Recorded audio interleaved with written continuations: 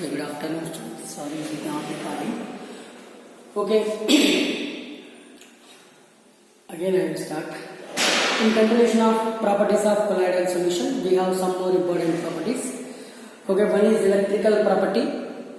Okay, after that, optical property yesterday finished. Electrical property and here kinetic property and coagulation. We have three important properties. We will discuss those important properties in continuation. Okay, then electrical property. All colloidal solutions are electrically charged. Why? All those are involved. All colloidal solutions made by water. Most of the colloidal solutions made by water. Water is a polar solvent. Water is a polar solvent. So it can develop polarity between dispersion medium and dispersion phase. Dispersion medium and dispersion phase. That's why all colloidal solutions are electrically charged. Okay, charge may be of two types. One is positively charged and other one is the negatively charged. Other one is the negatively charged. That means, okay, based on the charge, colloidal solutions were classified into two types. What are those? Positively charged colloidal solutions and negatively charged colloidal solution. Okay, positively charged colloidal solution means, okay, these are having positive charge. Negatively charged colloidal solution means these are having negative charge. Okay, we'll see in continuation how we'll develop the positive charge and how we'll develop the negative charge. So many examples are there for the positively charged colloidal solution. Okay, different metallic oxides, aluminium trioxide, chromium trioxide. Okay, this is the best example for the positively charged colloidal solution. Basic dyestuffs. Okay, this is the methylene blue. It is used in the preparation manufacture of food or other as a dye, as a coloring dye. But it has basic nature. Which has basic nature that exhibit positive colloidal nature. Okay, titanium dioxide, some of the metal oxides, titanium dioxide, tin dioxide, all those are oxides. Positively charged colloidal solution. And one more thing, hemoglobin also used as a positively charged colloidal solution. Okay, how positive charge will develop here? We'll see here. So many examples are there. Okay, by the peptidation, here you take ferric chloride. Okay, here you take ferric chloride, add hot water. Or you take ferric chloride or into hot water. What happened? Here we have ferric. Here we get ferric hydroxide precipitate. Ferric hydroxide precipitate. That means ferric hydroxide precipitate formed here. Okay, write like this. Formed. This is the colloidal solution. Okay, here what happens? The ferric ions, OH ions are present here. OH ions are present here.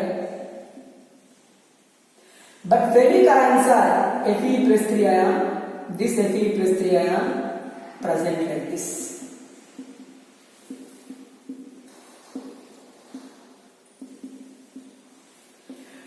Ferric ions surrounded.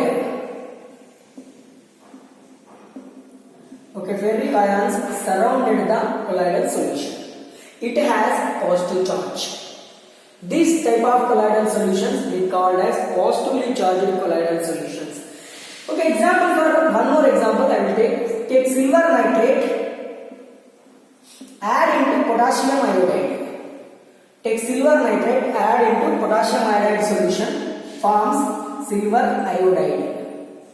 Okay, silver iodide is precipitate here. This is the precipitate. Here inside we have silver ions. Inside we have iodide ions. This is the nature of colloidal solution. Okay, iodide ions. Okay, outside of that one we have silver ions. Here we have the silver ions. Okay, here positive charge developed on the surface of the colloidal solution. So, okay, that's why we call it as positively charged colloidal solution. Positively charged colloidal solution. Okay, this is the different formations of the different positively charged formation of the positively charged colloidal solution. Okay, and then in continuation we'll see the some more examples for the negatively charged colloidal solutions. Okay, here these are the examples for the negatively charged colloidal solution. That means what is the meaning of negative charge? The colloidal solution which carries the negative charge on its surface we called as negatively charged colloidal solution. Positive charge we called as positively charged colloidal solution. Okay, example for negatively charged colloidal solution: copper salt, gold salt, and here AS2S3 arsenic sulfide and cadmium sulfide, H2S hydrogen sulfide salt, acidic dyestuffs. Acid dyestuffs. Example for this one, eosin is the best example. It is also one of the dyestuff. Okay, starch, gum, gelatin, clay. All these are the best example for negatively charged colloidal solution. Negatively charged colloidal solution. Okay, here along with these, some of the examples are there. Here ferric chloride should be added into hot water. We get the positively charged colloidal solution. Here also positively charged silver iodide. Here ferric chloride add into the sodium hydroxide, hot sodium hydroxide. What happened? Here also we get ferric hydroxide. Here also we get the ferric hydroxide along with the sodium chloride was removed. But here ferric hydroxide formed like this. Okay, here ferric hydroxide formed inside Fe plus 2 ions, Fe plus 3 ions like this.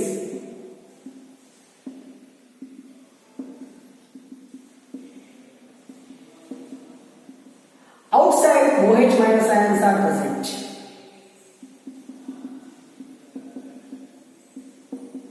We change the reagent, that's why we observe this type of situation.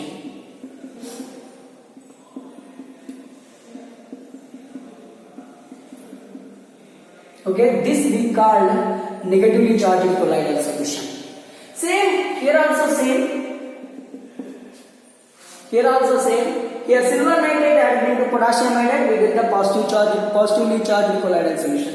Okay, you take potassium iodide, add into silver nitrate. Opposite. We get silver iodide precipitate. Here also same, silver iodide precipitate. This is silver iodide precipitate. Here we have the silver ions inside.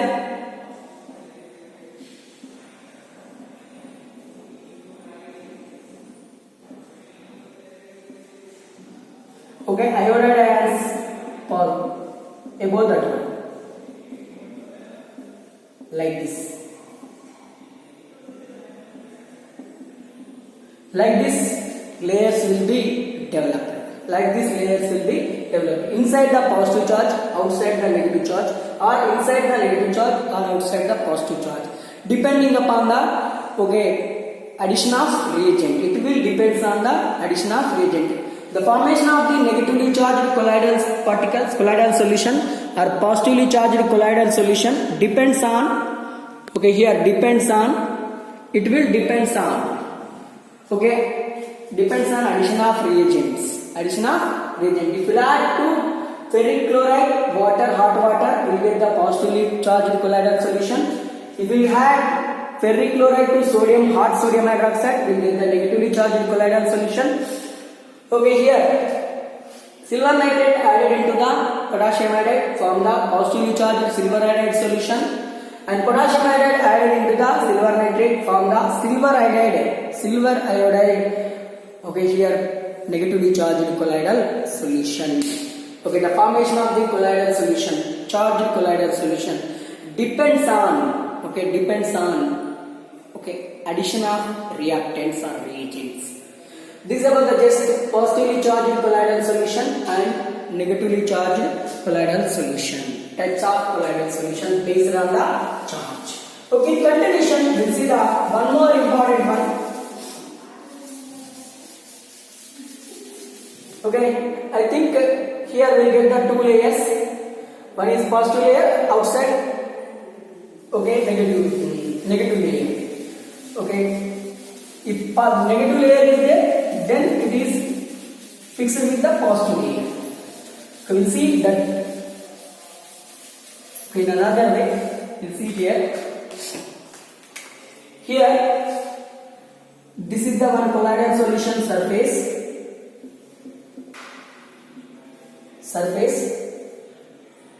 Okay, here this is the one colloidal solution surface. Suppose for example, here negative charge is there.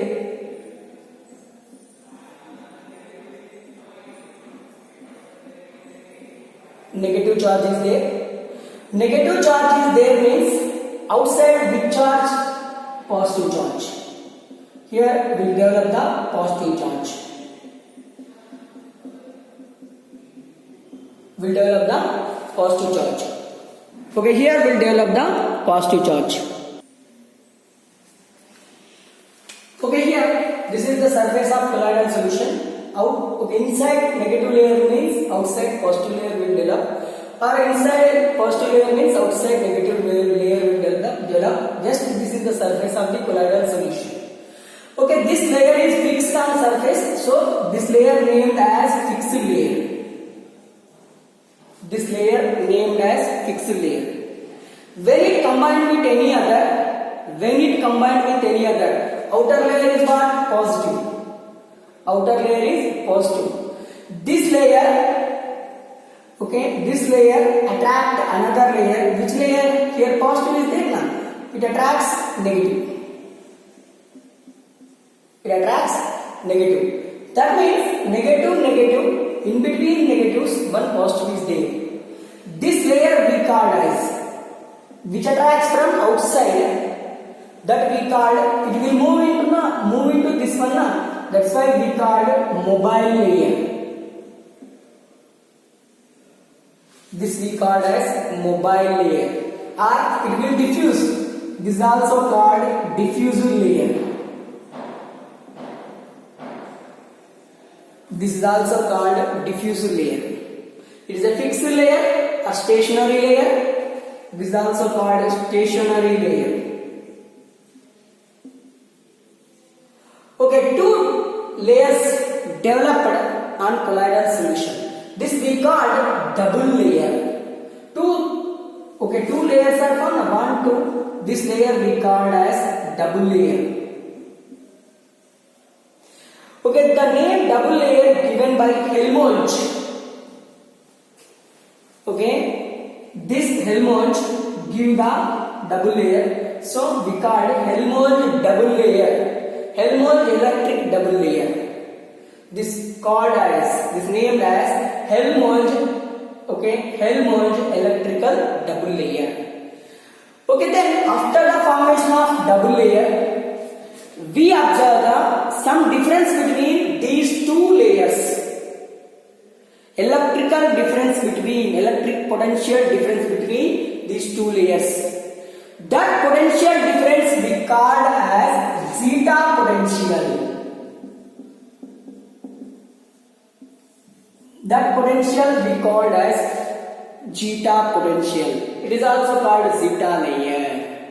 What is the meaning of zeta potential? What is the definition of zeta potential? The electrical potential difference between fixed layer and mobile layer or diffusive layer called as zeta potential. This is about the one more important word. Okay, in examination point of view, they may ask what is zeta potential, like that. This is about the zeta potential. And here, one more important property, electrical property of colloidal solution, electrophoresis. What is the meaning of electrophoresis? Okay, electric phoresis or electrophoresis. This is the one evidence of electrical charge of an colloidal solution. Okay, electrophoresis experiment is the one of the best evidence for the electrical property of an colloidal solution. What is the meaning of electrophoresis or electric phoresis? The movement of ions towards electrodes. Okay, by passing the electricity, called as electrophoresis. Is electric phoresis, electrophoresis, both will be same. The movement of ions, maybe anion or maybe cation, moves towards an electrodes by the passing the electricity, called as electrophoresis. Okay, electrophoresis. The movement will be if the movement of charged particle towards the electrodes, if we prevent the movement of charged particle towards the electrode by passing the electricity, we called as electroosmosis. If we prevent migration of those ions, by the addition of any reagent, we called as electroosmosis. In continuation I will tell. Okay, here I am taking U-shaped tube. Okay, here I am taking one U-shaped tube. This is the U-shaped glass tube. Here I am taking U-shaped glass tube.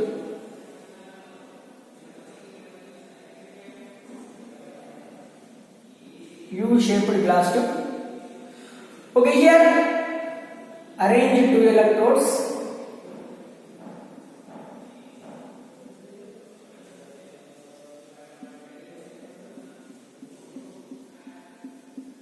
Okay, arrange two platinum electrodes. Okay, here it's this side, left side always anode. Anode means it attracts the anion, that means it carries positive charge. It is anode. It is cathode. It attracts the anion means positive charge. It attracts the cation means negative charge. Okay, both are platinum anode, platinum cathode. Here you take colloidal solution. Here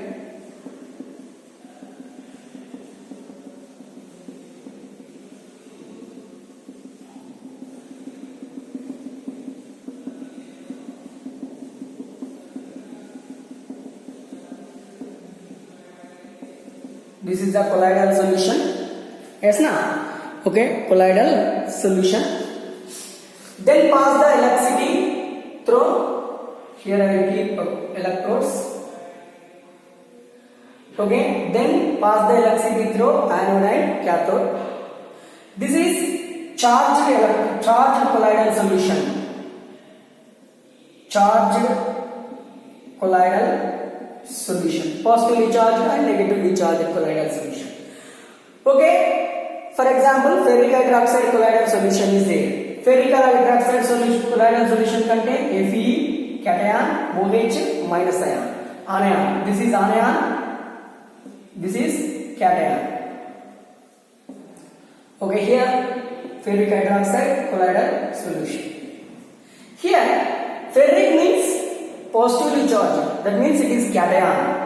Ferric ion moves toward the cathode.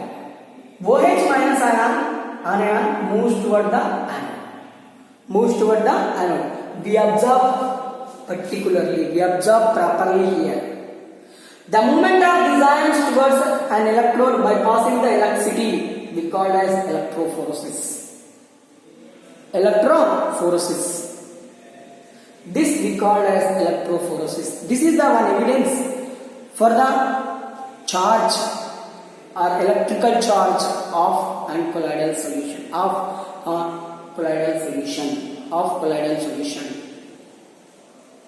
And here,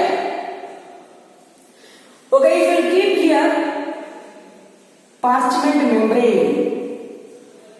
This is the parchment membrane. Parchment layer. Then pass the electricity.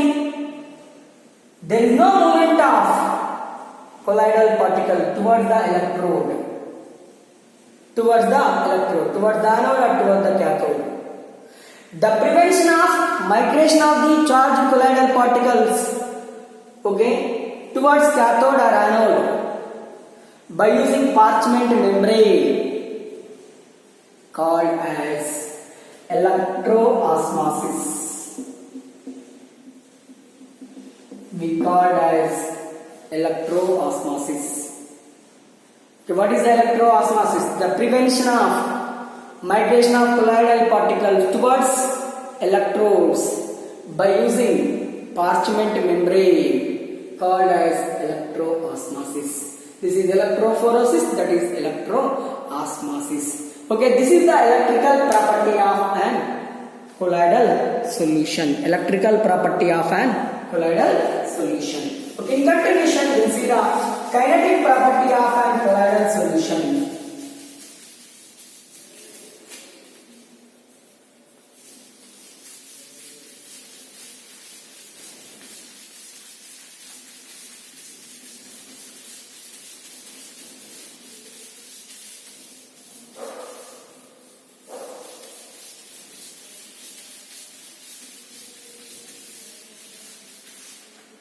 Kinetic property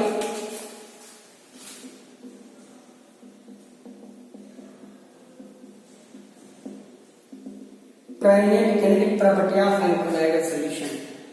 Okay, the best example for kinetic property of an colloidal solution is Brownian movement.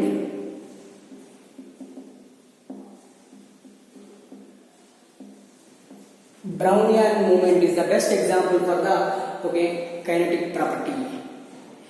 Okay, the movement of colloidal particle in zigzag manner. Okay, the continuous movement of colloidal particle in zigzag manner called as Brownian movement. Okay, see here. Okay, I am taking two experiments. Here I am taking water. Okay, water in starch or colloidal solution. Okay, here we have the particles.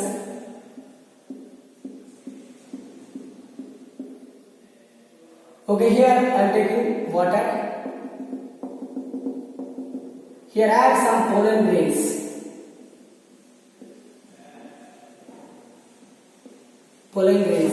Like this. See under the ultra microscope. Okay, see these two experiments under the ultra microscope. We observe the zigzag movement of here pollen grains, here colloidal particles. Zigzag movement of continuous zigzag movement of colloidal particle in the colloidal solution called as Brownian movement. This can be explained by one of the famous botanist Brownian. That's why we called Brownian movement. Okay, here the movement of the colloidal solution depends on the size of colloidal particle. The movement of the colloidal solution depends on the size of the colloidal solution. Smaller size. Okay, here less viscosity and more movement.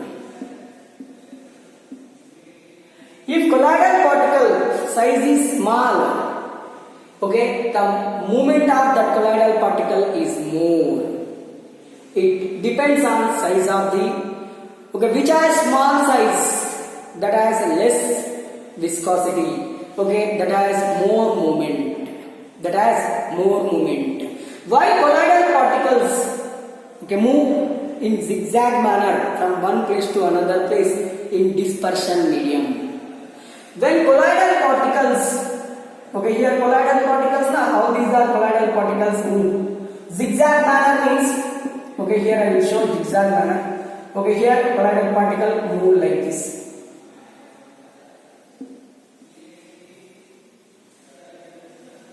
This is the zigzag manner. Why this moving in zigzag manner? Or another, why move? Why shows movement? Why shows movement? Unbalanced bombardment.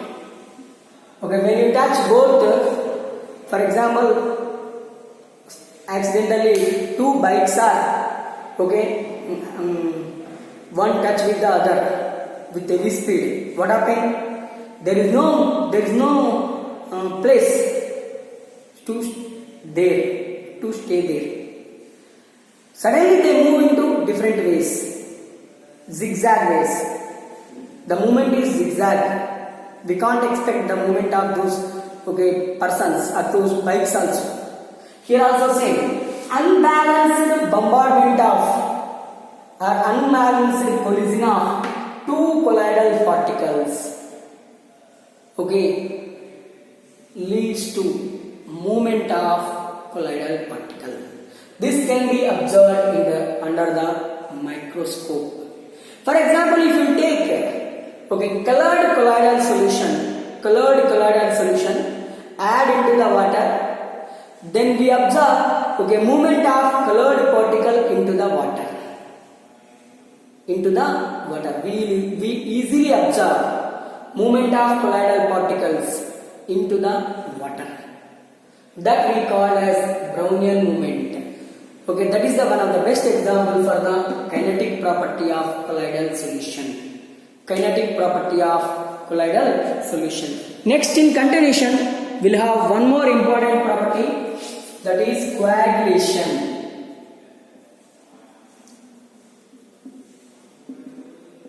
Coagulation is a process opposite to the peptidation. What is the peptidation?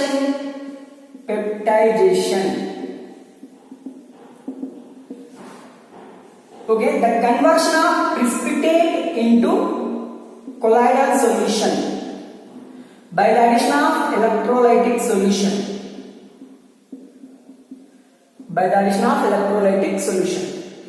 Just take electrolytic solution, add into the precipitate and form the colloidal solution. That we call as peptidation. What is the, I said, opposite to the peptidation. This coagulation process is opposite to the peptidation. Here the conversion of colloidal solution into precipitate by the addition of any electrolytic solution or by heating, by shaking, by electrophoresis, we call as coagulation. What is the coagulation? The conversion of colloidal solution into precipitate. Here I am taking ferric hydroxide colloidal solution.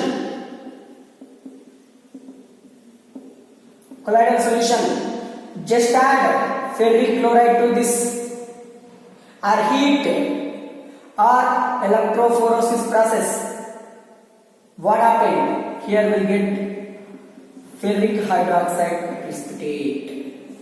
This is called as coagulation. The conversion of colloidal solution into precipitate called as colloidal solution. In continuation, we will see how we coagulate colloidal solution and protective of colloidal solution. The colloidal solution around us. Applications of colloidal solution. We will see small topics, 4 topics are there. We will see in continuation all those topics. Thank you.